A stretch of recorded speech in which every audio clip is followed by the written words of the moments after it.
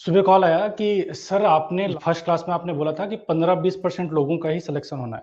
कि लोग मेरे शब्दों को भी अलग तरीके से ले रहे हैं। सर आपने बोला था कि आपके कोचिंग में पढ़ने वाले 15 से 20% मुश्किल से ही सिलेक्ट होंगे, बाकी सारे लोग जो है सिलेक्ट नहीं होने वाले। मतलब उसका थॉट प्रोसेस में पूरा तो मुझे नहीं बोले, लेकिन जो दिमाग में चल रहा होगा कि सर आप बोल रहे हैं 15-20, जो भी दिक्कत एक बार आवाज सुनिएगा यार क्या है, उसके बाद मैं आता हूँ, ठीक है। मैं क्यों इसलिए ये सारा चीज छोटा छोटा आप लोगों को क्लियर करना जरूरी है। 15-20% लोगों का अगर मैं सिलेक्शन होगा बोल रहा हूँ, इसका कतई मतलब नहीं है कि कोचिंग में पढ़ने वालों को हम कुछ गलत दे रहे हैं या कहीं भी कुछ गड़बड़ है। ध्यान क्या देने की जरूरत है, आप समझिए बात को। ध्यान क्या देने की जरूरत है, जब आप जिम के अंदर में ज्वाइन करते हैं, एक जिम वाला आपको दे रहा है कितना, 500 रुपए में आपको पूरा जिम प्रोवाइड कर रहा है। दूसरा जिम वाला क्या कर रहा है, 5,000 रुपए में आपको जिम के सारे इक्विपमेंट, जो फैसिलिटी है, ट्रेनर है, सारा चीज आपको प्रोवाइड कर रहा है। वो 500 वाला भी दावा करता है कि जो 5,000 में दे रहा है ना, उससे हम कहीं ज्यादा बेहतर फैसिलिटी आपको दे रहे हैं, या उससे कम तो एटलीस्ट नहीं दे रहे। वो 500 वाला भी दावा कर रहा है और दे भी रहा है, बकायदा ट्रेनर भी दे रहा है, और वो सारा फैसिलिटी जो 5,000 वाला दे रहा है वो 500 वाला भी दे रहा है। लेकिन फिर 5,000 वाला बोलता है कि मेरे जिम में साल भर में 50 ही लोग आते हैं, 50 ही लोग ट्रेन करते हैं, मैं 50 ही लोग को रखता हूँ। उस 50 में से 49 लोग या 48 लोग एकदम बॉडी बना के निकलते हैं आने वाले 6 महीने, साल भर के अंदर में। तो वो 5,000 वाला क्या दावा करता है कि मेरे जिम में आने वाला 10 में से 9 बंदा ऐसा होता है जिसका प्रॉपर बॉडी बन जाता है।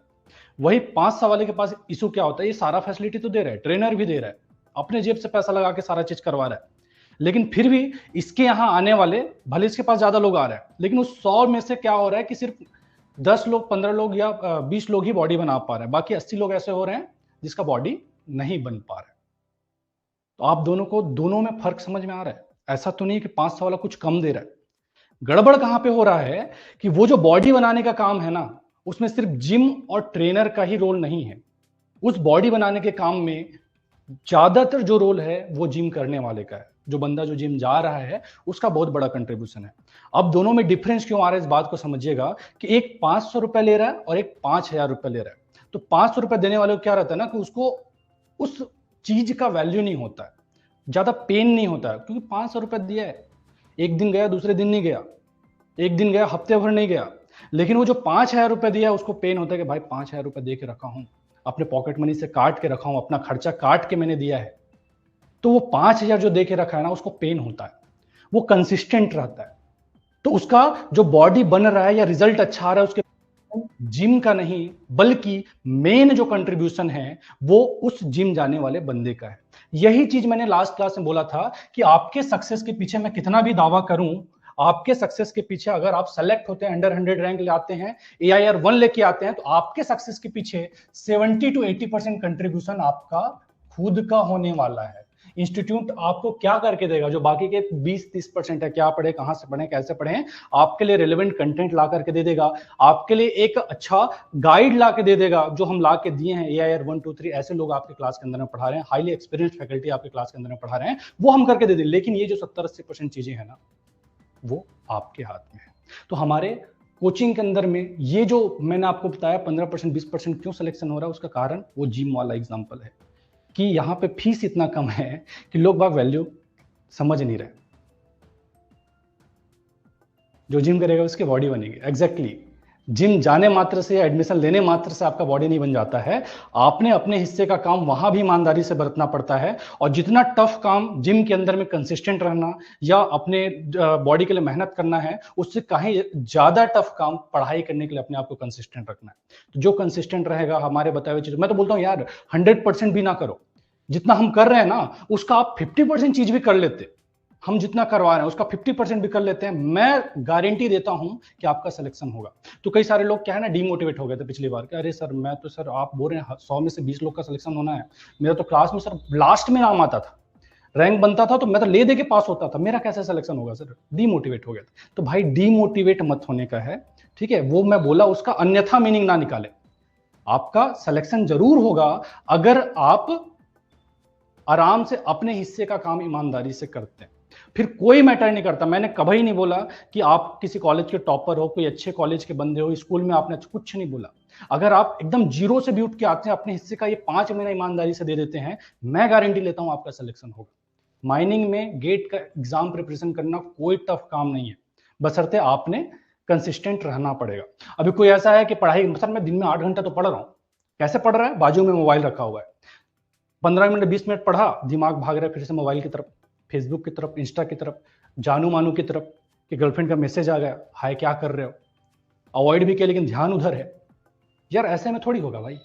करना क्या है, एक टाइमर रख लीजिए आप, 1 घंटे का टाइमर सेट कर दीजिए कि 1 घंटे से पहले मुझे उठना नहीं, पानी पीने के लिए भी नहीं उठना है, पानी भी रहे वो बाजू में रहे, और मोबाइल को रख दो आप फ्लाइट मोड में, अलमारी के अंदर में बंद कर दो, तो उसको 1 घंटे तक तो मुझे कोई ध्यान ही नहीं जाना उधर।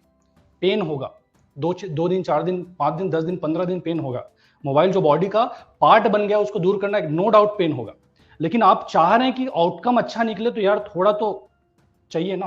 आप बोलेंगे 8 घंटा पढ़ रहा हूं, बाजू में मोबाइल रखा हुआ है, हर 15 मिनट में आप मोबाइल खोल के देख रहे हैं, तो नहीं, मोबाइल को साइड कीजिए, मोबाइल से एकदम दूर। टाइम भी देखना है, टाइमर भी लगाना है, मोबाइल में मत लगाइए, आप अलग से टाइमर एक खरीद लीजिए, 1 घंटे का टाइम सेट कर दीजिए, 1 घंटा, फिर धीरे धीरे अपने एफिशिएंसी को बढ़ाइए, एक सिटिंग में आप 2 घंटा, फिर धीरे से 3 घंटा भी बैठने की कोशिश कीजिए।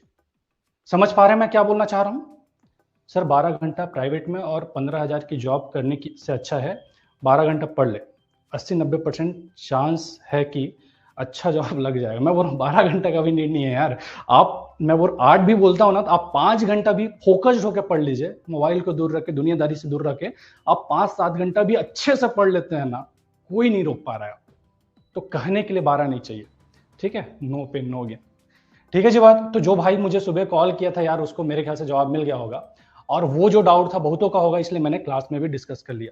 तो मैं जब बोलता हूँ 10-15%, इसका कतई मतलब नहीं है डिमोटिवेट होने की जरूरत नहीं सर, 10 में से आप 8 लोगों का ही सिलेक्शन होगा बोल रहे हैं, तो मेरे क्लास में दूर दूर तक नाम नहीं आता था। 100 में से 99वें नंबर का जो बच्चा रहता था, कम पढ़ने वाला, उसमें मेरा नाम, फिर तो मेरा सिलेक्शन होना ही नहीं है। इस तरह का मतलब ना निकाले, ठीक है। और कुछ भी है, किसी भी प्रकार का दिक्कत है, चलो उसने कम से कम कॉल तो किया, और किसी को भी दिक्कत हो, डिमोटिवेशन आए, तो भाई कॉल कर लेना। गेट टफ नहीं है, आपने हमको ज्वाइन किया है, मतलब आपको सही रास्ता दिखाने की भी जिम्मेदारी हमारी है, ठीक है। थ्रू आउट द लेंथ जो कोर्स ड्यूरेशन है, जब तक आपका एग्जाम ना हो जाए, मोटिवेट करने की जिम्मेदारी हमारी है। गड़बड़ कुछ भी नहीं होना, पढ़ोगे सिलेक्शन जरूर होगा।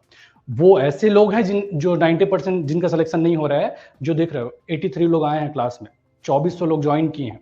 अब मैं कैसे बोल दूं कि सबका सिलेक्शन हो जाएगा? सिर्फ कोर्स ज्वाइन करना थोड़ी पर्याप्त है। जैसे मैंने जिम का एग्जांपल दिया, सिर्फ जिम ज्वाइन करना थोड़ी पर्याप्त है। 5,000 का ज्वाइन करे, 500 का ज्वाइन करे, आपने जिम जाना पड़ेगा। कोई आ ही नहीं रहे। डेली का मॉक टेस्ट कितने लोग दिला रहे हैं? 15 लोग, 20 लोग। कितने लोग ज्वाइन किए? 2400 लोग। मॉक टेस्ट नहीं दिला, क्वेश्चन प्रैक्टिस नहीं कर रहे। वीकली मॉक टेस्ट कितने लोग दिला रहे हैं? 45-50 लोग। कितने लोग ज्वाइन किए? 2400 लोग। अब मैं कैसे बोल दूं कि बिना कुछ किए आपका सिलेक्शन हो जाए? करना तो पड़ेगा ना।